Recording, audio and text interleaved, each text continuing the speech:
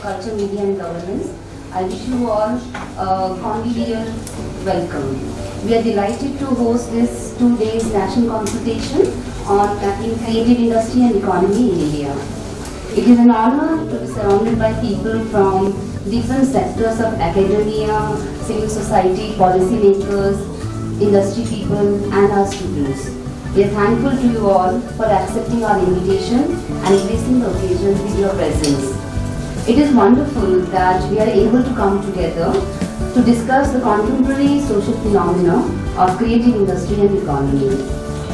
I am hopeful that the deliberation of the 2 days national consultation will lead us towards a collective journey. The idiom that a good beginning makes a good end is very pertinent for us today, as we have a panel of those dignitaries with us in the inaugural ceremony who are going to be instrumental to usher this collective journey. So with these words, I would now request Simran Agarwal, the Vice President of Subject Association of CCMG, to present bouquet to Honorable Vice Chancellor of Jamia, Millia, Islamia, Professor Talab Ahmed, as a token of our respect. Thank you, sir, and thank you to you. Now I request Farman, General Secretary of the Subject Association of CCMG, to extend our heartfelt gratitude with beautiful flowers to the Chief Guest of the 2 days national consultation, Padma Bhushan Shri Rajesh Shetty. For gracing the occasion with your presence. Thank you, Farman.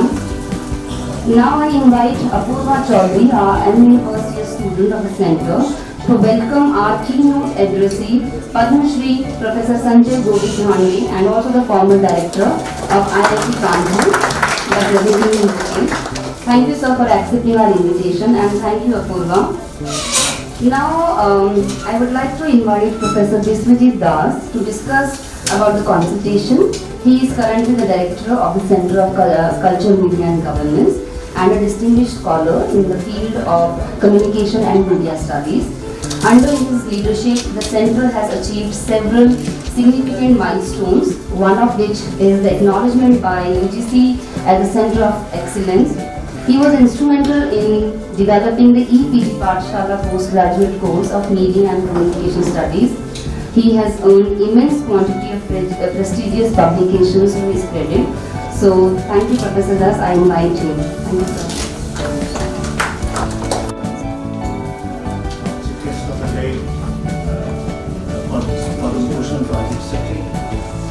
Being provided in the field of creative industry, and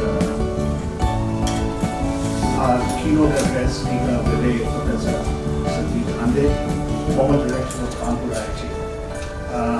I welcome you I welcome you all to this particular 2-day national workshop as distinguished participants from academia, government, policymakers, and civil society. Those who are participating in 2-day brainstorming sessions. The purpose of this particular brainstorming was that ever since the last Planning Commission report in 2005 by Honorable Chief Guest, which was submitted duly in Planning Commission on creative industry, mapping creative industry. And even after that, not much has been done in India, per se.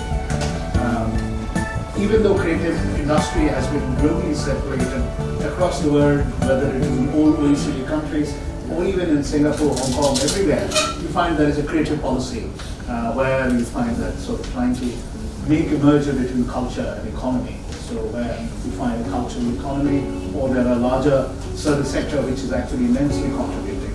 Although conceptually there is a difference how we address and look at within the Indian context. However, we cannot undermine the way creative sectors have emerged.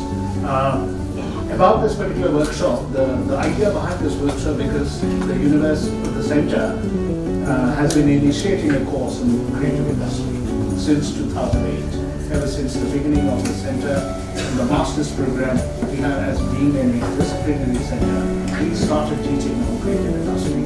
Also possibly sort of try to make indigenized as much as possible. Over these years, we find scholars working in television and broadcast sector, or even in food, travel, tourism. So they all come together under this larger sector of creative sector. So this is where we find this as an immense, rich material, which probably we are not addressing to this issue. Rather, we look at in a sectoral manner at each and every sector. So this is an idea that how do we create a larger umbrella, even though there are problems. The creative industries are those activities which deal primarily in symbolic goods, goods whose primary economic value is derived from their cultural value.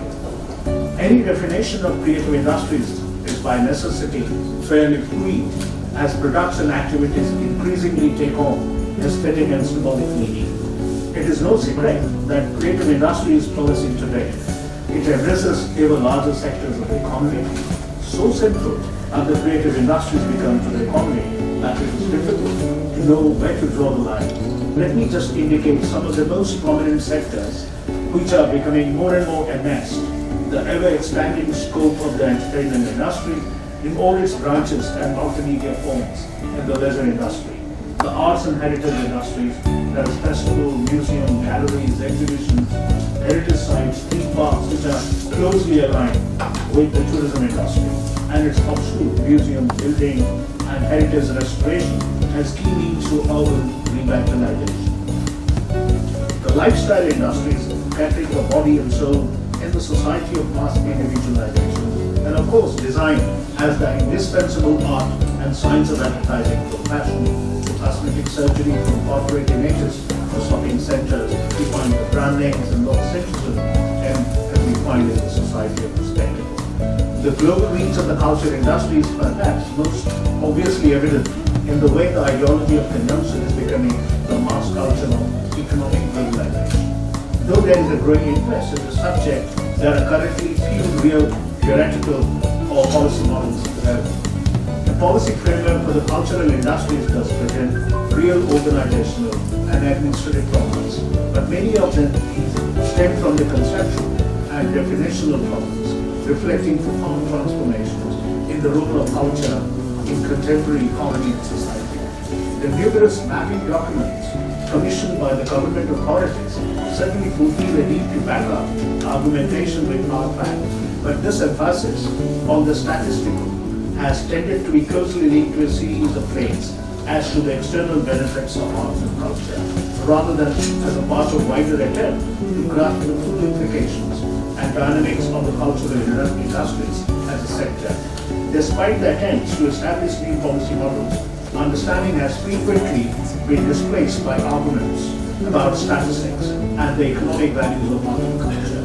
The statistical debate around the cultural industries usually concern employment levels, labor market profiles, training needs, and contribution to national, regional, and local GDP. There have been three recurrent problems. Firstly, statistics in these areas tend to be collected differently in different regions, making comparison difficult and frustrating. This is true of many different subject matters, but it is particularly true here, where often there is no agreement as to whether we measure artists, or tourism, or heritage, or ancillary workers, or creators, or reproduction or distribution, etc. Secondly, employment statistics are based on outmoded industrial and occupational categories, which make collection and analysis fraught with ambiguities and omissions. Cultural jobs being dropped, dispersed, and buried across a range of categories. How these are grouped and analyzed differs in each regions. Thirdly, the whole nation of employment, in fact, have been understood as undergone a radical restructuring over the last decades. The way in which first and second jobs, non-paid jobs, unemployment, and especially self-employment have restructured the cultural labor market makes statistical analysis useless without real detailed investigation of the sector at a qualitative level. There have been some extremely useful statistical works, but in the main, the statistical disputes around cultural sector employment figures has been the least illuminating, often the most abstract, and certainly the most tedious aspect of the debate around cultural economy.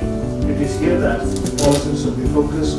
Recognition is about a new form of dialogue with these producers and a new form of legitimation for policymakers, a new form of governance. I think think in the coming 2 days, we'll be spent there discussing and actually these areas and also the problems. Thank you. Thank you, sir, for your remarks. Now I invite Himanshi, our first year student, to offer a bouquet to Professor Das as a token of our respect to him. Thank you.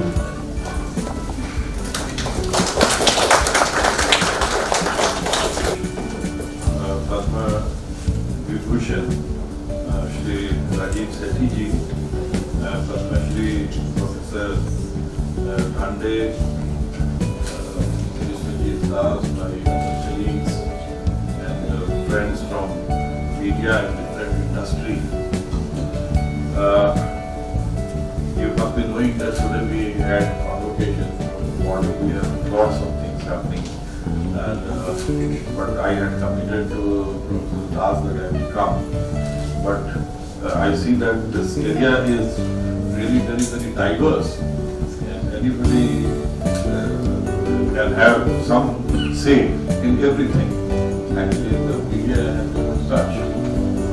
I have seen that there are going to be very interesting talks, and definitely people who have come from industry, from different media houses and other academics will get benefited, and they will be having good deliberation.